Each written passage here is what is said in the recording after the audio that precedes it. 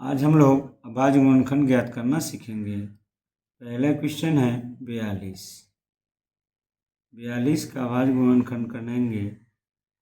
सबसे पहले इकाई का अंक देखेंगे। इकाई का अंक 2 है, इसलिए यह 2 से हो जाएगा भाग। इसमें 2 से भाग करना शुरू करते हैं। 2 दूना 4, 2 इकाई 2।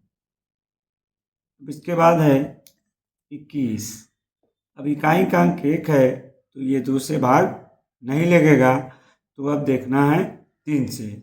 2 और 1 3, इसका योगफल 3 है, इसीलिए ये 3 से भाग लग जाएगा। 3 7 21। 7, तो 7 भी कटेगा। 7 से 7 इकाई 7। अतः 42 का अभाज्य गुणनखंड हो जाएगा 2 गुना 3 गुना 7।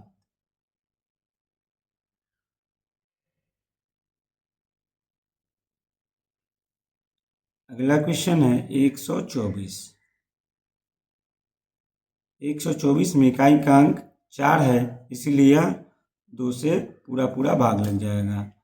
2 छक 12, 2 दूना 4। फिर आया 62। इकाई का अंक 2, 2 से ये भी पूरा विभाज्य है। 2 तिहाई 6, 2 इकाई 2।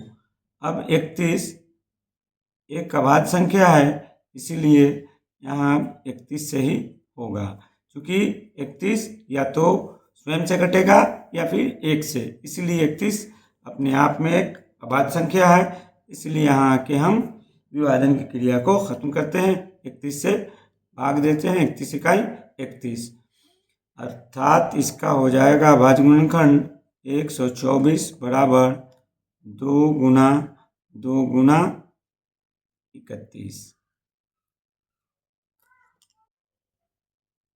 अगला क्वेश्चन है 156। 156 का अभाज्य गुणनखंड करेंगे। इकाई का अंक 6, इसलिए यह 2 से विभाज्य है। 2 7 14, शेष बचा 1। 1 पर 6 16, 2 8 16। फिर ये इकाई का अंक 8, 2 से। 2 तिहाई 6, 1 शेष बचा। 1 पर 8 18, 2 9 18।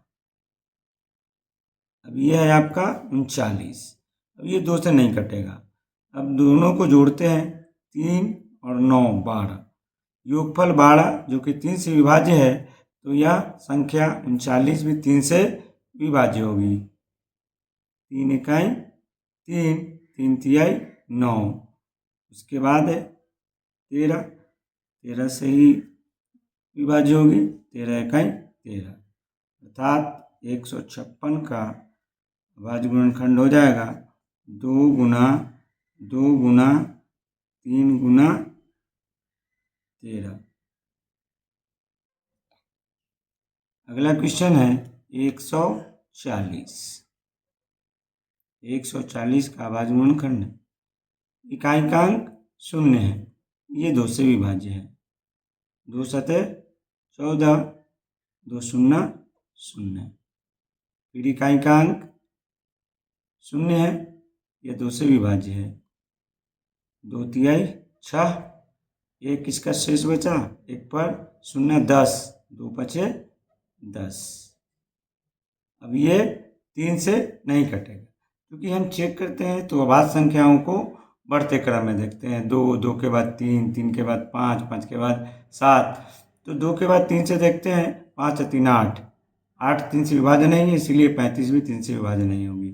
तो 3 के बाद 5 से देखते हैं, 5 से 5 7 35, पूरा विभाज्य हो गया। फिर अब 7 से ये विभाज्य हो जाएगा। 7 इकाई 7, अर्थात 140 का अभाज्य गुणनखंड हो जाएगा 2 गुना 2 गुना 5 गुना 7।